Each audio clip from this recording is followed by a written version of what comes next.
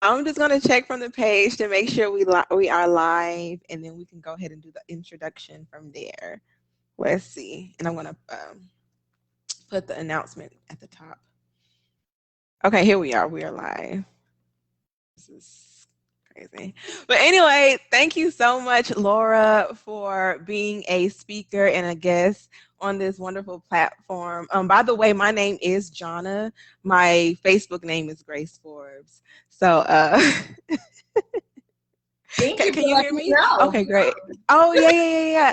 Absolutely. My name is Johnna. So, you call yourself a relationship coach? Yes. So, yes, my name is Laura. And, oh, wait, am I hearing a little feedback? Oh, we're good. Okay. So, yes, Hmm. I am a life coach, which I Hmm. didn't quite have an intention to be a relationship coach. It just kind Gotcha. of led in that direction only because Hmm. of what I had been through and my experiences. And I'm like, wait a minute. I think I might have some kind of authority on this topic only because I've been Yes. through so much struggle. Yes. So, can you tell us? Can you tell us about the toxic relationship that you had been through, and when did you realize, hey, this is not right? Well, the funny thing is, I had been through several. So ever since I Hmm. was a teenager, I think I just gravitated towards, that bad boy, rebellious type of nature. Hmm. And it didn't necessarily, have a good outcome. But I was attracted to that because I have a fun demeanor and I love to just like experience new adventures. So I'm open minded and I'm like, let's try this one out. And then it just Hmm. led me to the next toxic relationship after the Okay. next. So After, so it was a combination. It was just the same pattern. same relationship pattern continuing through my life. So if I didn't learn the lesson, then Hmm. then shame on me because at a certain point I'm like, wait a minute, what's the common Right. denominator? It's myself. What can I do? Exactly. So you ended up taking responsibility. What was the longest toxic relationship that you had been in? 5 years. 5 years. I know. Wow. And in that 5 year period, when did you know? I mean, you know it's common because you deal with women in those relationships a lot. When did you realize in that 5 years that this is toxic? What year was that? I think when I got to the end where I was like Mhm. completely broken down, like completely Okay. just physically sick and drained, and I couldn't get out of bed. I mean, unless it was to puke or to just feel completely like, you know what, something has to change, something has to give. And what happened in that relationship? Like, what Ooh. was, yeah. Well, I mean, not to, I don't want to traumatize anyone, but I did go through a lot of either emotional abuse, Hmm. even just like narcissism, where I took Hmm. a look at myself and thought maybe it was me that was doing something bad Mm. or wrong, and I felt Hmm. guilty. And Hmm.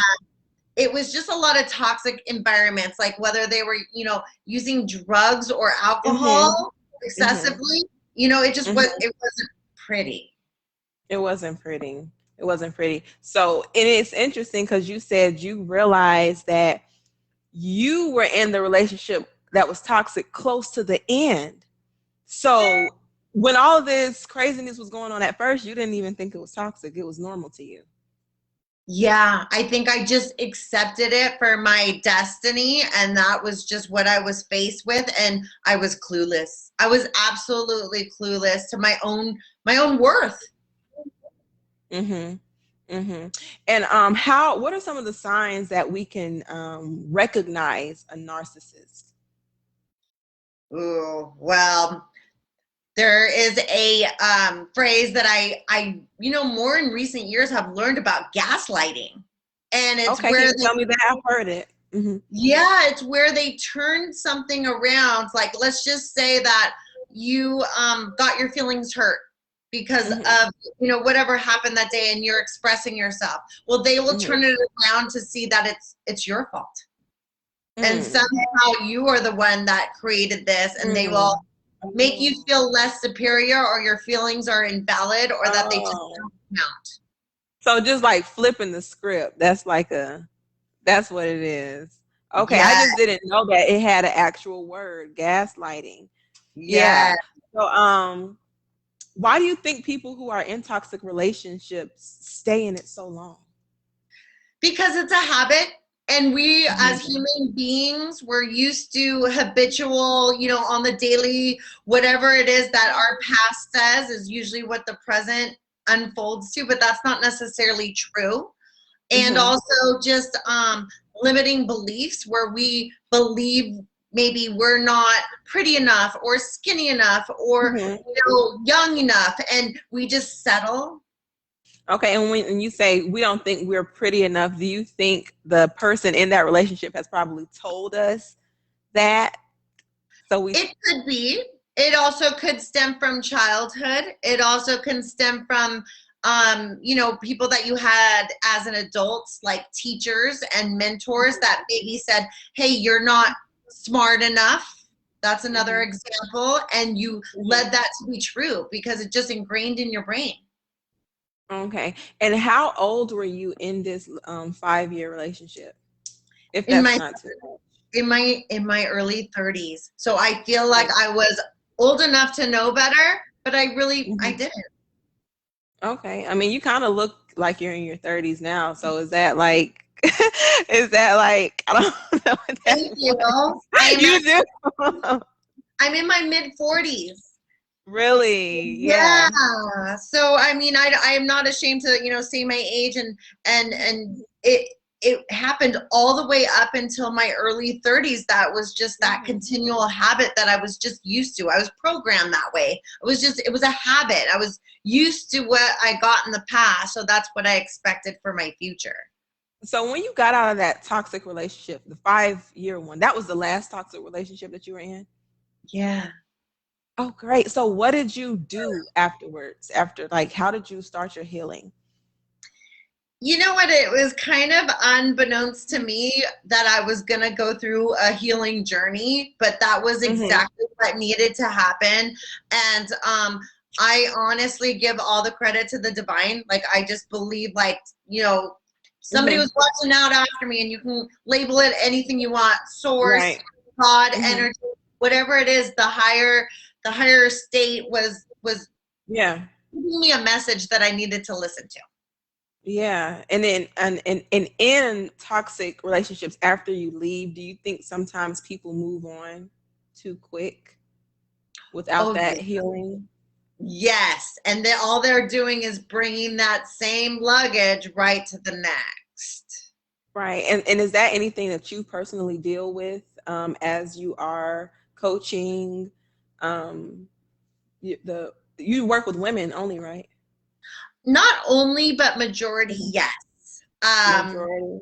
I find that even men are struggling too, and they're more nowadays open to the idea of seeking assistance and help. And Really? it's not as frowned upon as maybe an older generation. So I feel Mhm. like they're making a transformation too. Mhm. Okay. And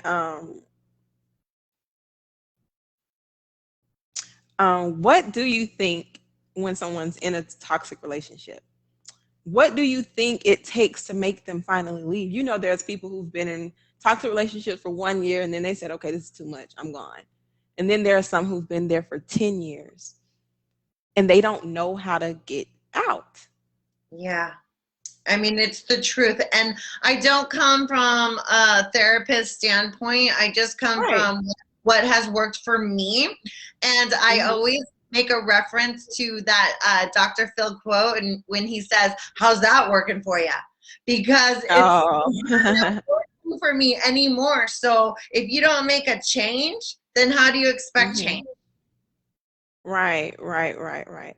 And if someone was looking to work with you, how would they find you? How would they even know? Because there is counseling, but then people feel like if they go to a counselor, someone's going to say something is wrong with me.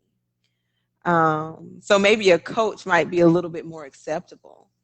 And I feel like that's what we're coming into the age of nowadays. You know, Mhm. traditional therapy had its place where you go sit on the couch and you have to go revisit all of your trauma. I'm Mhm. more of an empowerment coach where I Okay. see proactive ways to help heal on your journey moving forward. Mhm. We can Oh, revisit a little bit of the past, but let's okay. see what Right. we can do now to catapult you to the next level because we don't need to keep revisiting the old. Yeah. Yeah. And if you don't heal, doesn't that kind of isn't that why you keep revisiting or thinking about what happened because you haven't Absolutely. healed? Absolutely. And Yeah. there's so many facets to healing. So, I mean, obviously, I can't sit here and go through all of the whole Right. healing process, but but that Right. is the big umbrella of what is so necessary. Like that is the core, most important step is to heal your wounds. Right, exactly. So if you and I were in a session and I came to you and I was like, "Hi Laura, I'm in this I want it's not like it is physically abusive, but I'm in this emotionally abusive relationship where, he's calling me names. We live together, and he doesn't want me to work because, he feels like he's the one who's supposed to take care. But I feel like I need to go, but I'm not working, so I don't have any money. How do I get out of this? It's really easy to come up with reasons why you can't do something. Uh, Mm-hmm. Mm-hmm. it really Mm-hmm. is for all of us. That's just That is, human. But on the other side of that, we always worry about what we have to lose, but we need to start thinking about yeah, what we have to gain. right. What we And the have to gain. unknown, which is that next step, is very scary. So a lot of people are Mm-hmm. fearful because there's no promises. There's no, this, it might be a completely different shift in your lifestyle of what you were used to. And just because it was a habit doesn't mean, it was a good habit. So Mm-hmm. when we let go of that old habit, the whole treasure chest that we are like hoping to seek is on the other side. It just takes work. And yes, it's simple, but it's not easy. But Laura, we have like three kids together. I mean, what am I supposed to do? I mean, what am I supposed to do? Where I'm supposed to go? Yes, and I think there's so many steps in that process. One of them is I the very first and foremost is taking that time to implement self-care. Start Mhm. recharging your own cup. Let's Mhm. cut down the external because we get caught up in the overwhelm, the anxiety, and the what ifs, and the Mhm. whole like the boundaries that we have connected with people, and so it just feels like let's just start by something very simple, and that's by Mhm. taking care of yourself, giving yourself Yeah. 5 minutes. Whether it's locking yourself in the car so you can have that quiet time away from the kids and the Mhm. significant other, it's starting with taking care of your soul and Yeah. feeding your soul.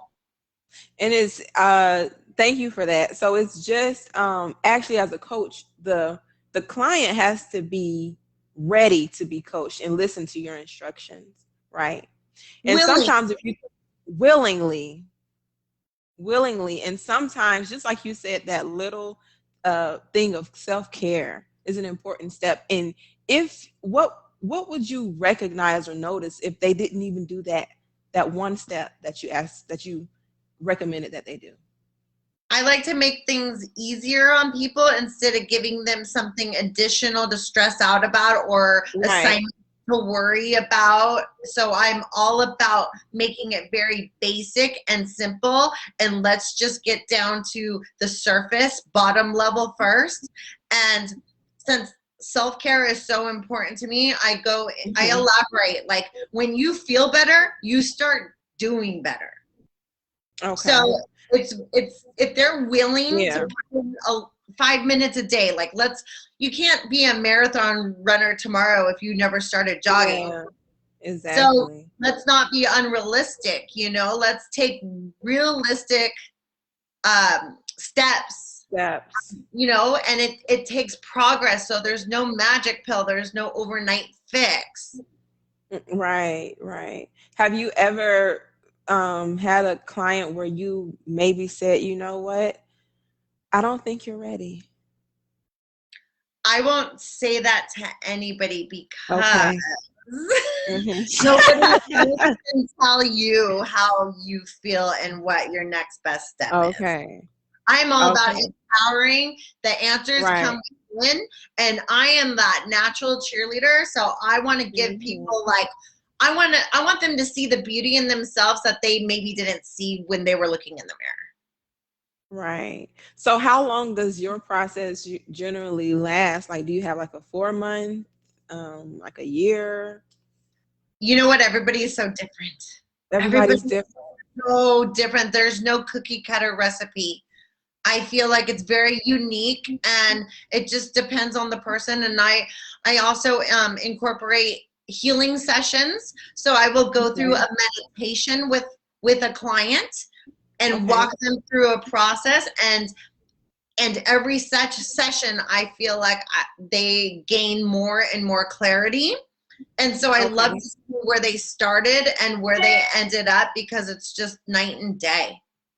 And it doesn't Right. happen in one session. So everything is customized to a person. There's no particular, you can't say it's going to be 4 months. Never, never. Right. Yeah, we're all human and just so unique in different ways. Right. So if I wanted to find you, because I'm going to put it up here, um, tell me your website again. Yeah, It's so my website would be the general information for everything that I offer, and it's at lauramadrano.com. So www.lauramadrano.com. And of course, I'm on social media with Facebook and Instagram, and those are all under my own names too. So my biggest hashtag that I love to use is spark the fire within you. mm-hmm. So that is one hashtag that I just want people to see their potential.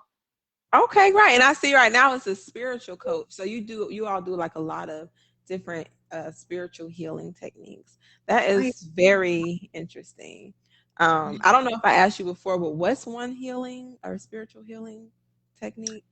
yes, so the one that I use as one of my main modalities is Reiki, and it Oh, is universal life force energy. So all I do mhm. is lay a client down on a massage table, Okay. and I'm just the vessel. I'm just the conduit. So I'm no more special than anybody else.